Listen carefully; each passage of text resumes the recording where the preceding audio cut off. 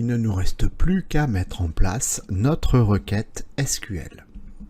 Allez, on fait notre requête SQL pour afficher ici le nombre total de biens. Alors, je vais ici ouvrir PHP et fermer PHP et je vais écrire requête. Alors, je me suis juste planté, donc j'ai dit requête SQL pour afficher le nombre de biens. Voilà, parfait. Bon, allez, c'est parti. Donc, comme d'hab, $SQL égale, et donc là, on va faire notre requête. La requête, on va la faire où? Dans la table des biens. Alors, c'est parti, select. Et qu'est-ce qu'on va faire? En fait, ici, on va reprendre une fonction d'agrégation, on va compter. On va faire un select count. Count, et puis on va compter par exemple les clés, le nombre de clés. Donc, bien ID, voilà, c'est tout.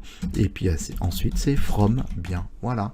Ça y est, la requête, elle est faite. Maintenant, qu'est-ce qu'on fait? Comme d'hab, on prépare notre requête SQL qu'on va ranger dans une variable qu'on va appeler $rec. Donc là, je pars de ma variable d'instance PDO.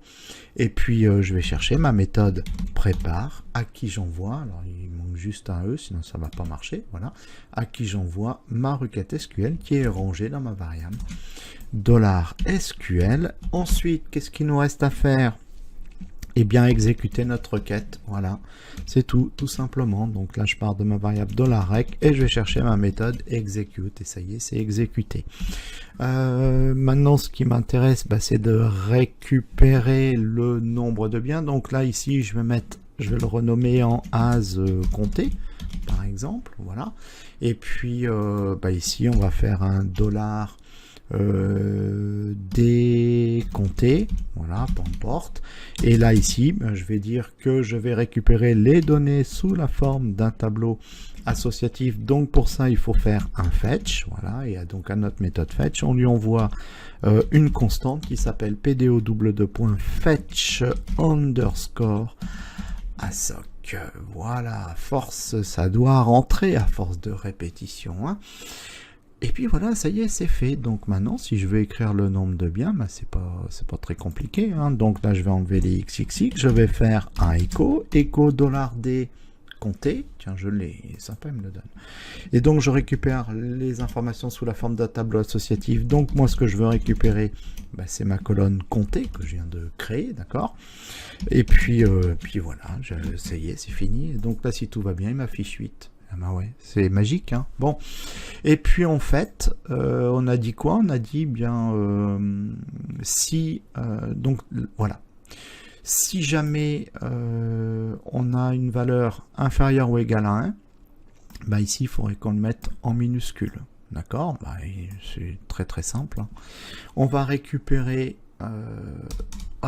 voilà, on l'a là, on va récupérer cette variable et puis on va la tester. On va dire que si jamais cette variable est inférieure ou égale à 1, alors à ce moment-là, on va dire, on va faire un echo et on va créer on va faire un echo, pardon.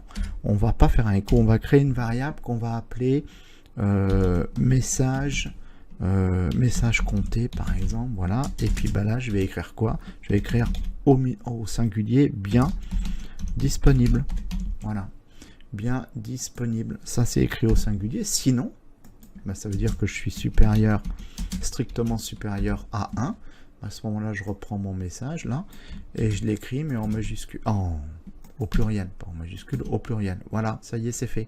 Et là je vais remplacer ici bien disponible, voilà, par le nom de ma variable. Alors, je vais le récupérer ici, donc je l'ai appelé $message compté. Je vais lui dire ici, tu m'écris tout simplement echo, écris-moi la variable $message compté. CTRL S, j'actualise et voilà. Donc alors si je veux le vérifier, il faudrait pour ça que je vide ma table. Alors je vais pas vider ma table. Je vais simplement tronquer l'ennemi, c'est-à-dire que je vais prendre cette variable, voilà, et je vais lui donner une valeur 1. Voilà.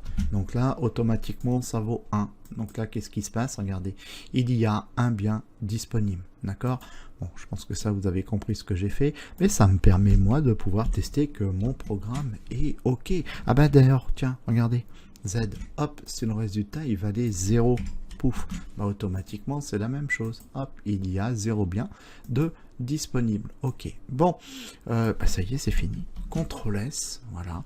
Bah voilà, ça y est, on a ici réussi à mettre en place notre requête SQL ainsi que de dynamiser ici l'information qui suit la quantité de biens disponibles.